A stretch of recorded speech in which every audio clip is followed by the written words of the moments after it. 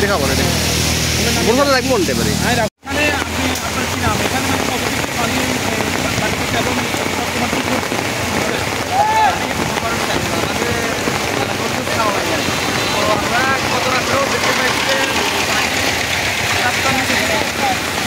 সকাল থেকে দেখতে পাই যে অতিরিক্ত মাত্রায় বৃদ্ধি পাচ্ছে। তো আমরা 2024-এর দেখতে পাইছি যে অতিরিক্ত মাত্রায় বন্যার কারণে আমাদের অঞ্চলগুলো কঠিনভাবে ক্ষতিগ্রস্ত হয়েছে। বিশেষ করে ফুলগাজী, পরশুরাম, তারপর যে কাশীপুর, বাংলা বাজার ইত্যাদি এই জায়গাগুলো অতিরিক্ত মাত্রায় ক্ষতিগ্রস্ত হয়েছে। 1 বছর না যেতে যেতে আমরা 25-এ আবারও ঠিক একই বন্যার কবলে পড়ছি।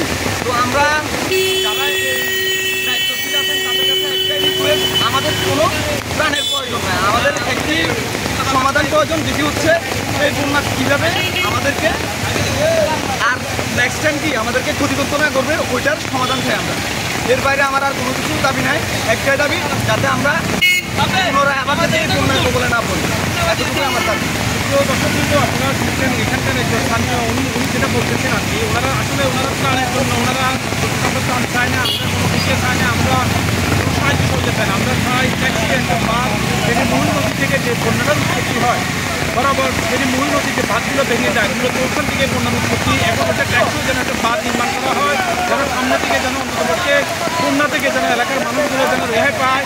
এই ওনার বক্তব্য সেটাই তুলে করেছেন। এবং আসলে এটা আমরাও ব্যক্তিগত আমরাও বলি, আসলে প্রত্যেকটা বছর এই ফেনীর বিশেষ করে পশ্চিমবঙ্গ ফুলগাজী সাগরনিয়া উপজেলাটা, আর এখন ফেনী সদরও অলরেডি পানি প্রবেশ করে। ফেনী সদরও আমরা 24-এ দেখেছি, এখন 25-এও দেখেছি বন্যা পানি প্রবেশ করেছে, এবং সামান্য বৃষ্টিপাত হলে সেখানে রাস্তা ডুবে যায়, পথটা ডুবে যায়, অলিগলি সবই ডুবে যায়। তো এই জন্য আমরা এই মিডিয়ার মাধ্যমে এবং আমাদের যে স্থানীয় যারা আছে তাদের সবারই একই আগ্রহ আছে। কারণ বর্তমান যে আমাদের যে জনাব সাইদুল ইসলাম আছেন জেলা প্রশাসক মহোদয়, উনিও অক্লান্ত পরিশ্রম করতেছেন। আমরা দেখেছি গত 2-3 দিনে আমরা ওনার অনেক পরিশ্রম আমরা দেখেছি।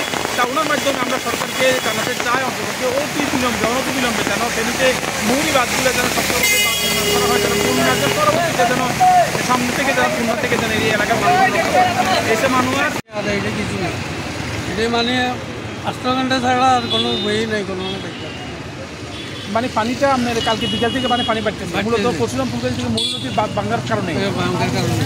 তো এখন এইদিকে যে আপনাদের এখানকার যে আশ্রয়কেন্দ্র আছে, আপনার কি আশ্রয়কেন্দ্র উঠেছে? হ্যাঁ, আশ্রয়কেন্দ্র।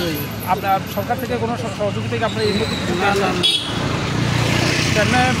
কোনো সমস্যা হচ্ছে না? আশ্রয়কেন্দ্রে কতজন আছে আনুমানিক?